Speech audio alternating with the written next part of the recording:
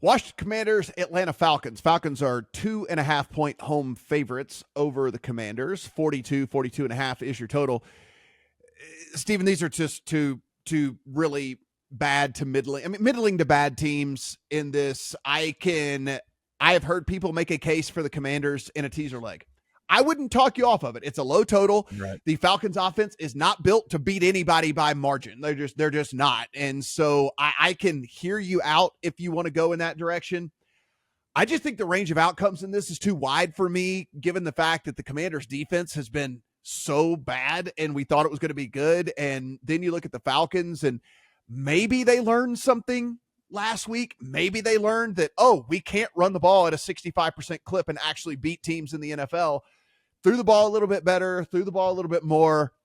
With all of that, I ended up ultimately deciding this was a wait and see for me. Did the Falcons figure something out? Are they actually going to move kind of into 2023 NFL offense, or was that just an aberration last week, et cetera, et cetera? So for me, maybe you look at some props in this one from a Drake London side of things or something. We saw DJ Moore go absolutely nuts against this Commanders secondary last week, so maybe that's the play here for this. But for me, for right now, it's just going to be a wait and see. What say you?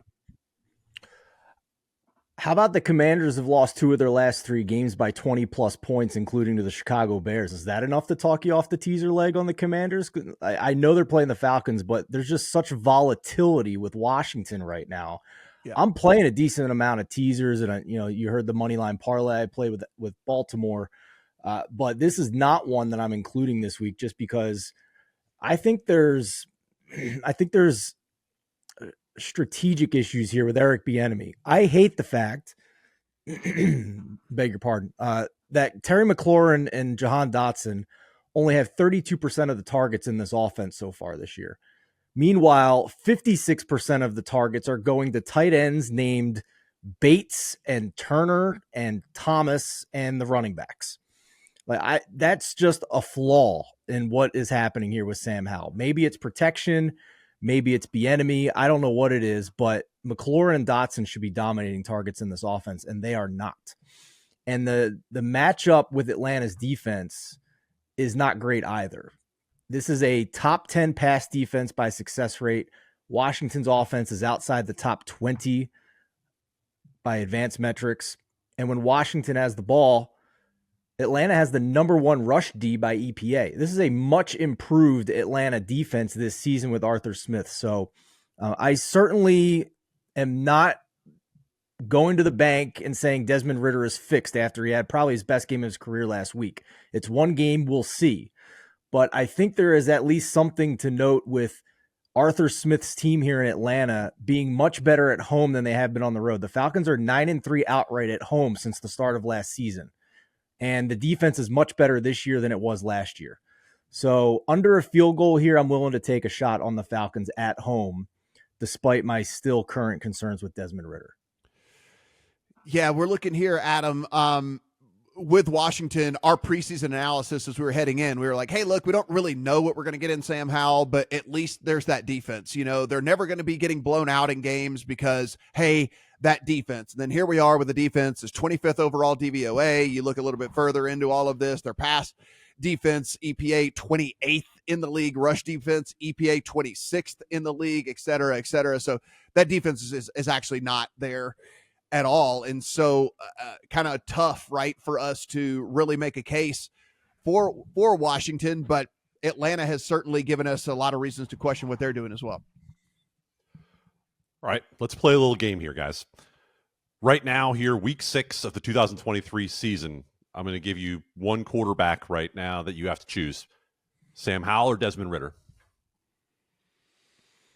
I mean, I guess I take Howell because I have a little bit more of a sample size of Ridder and know that he's not the dude, but I don't know.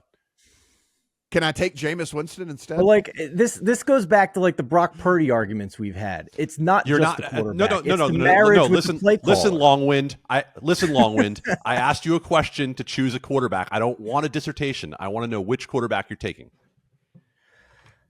Probably slight edge to Howell right now.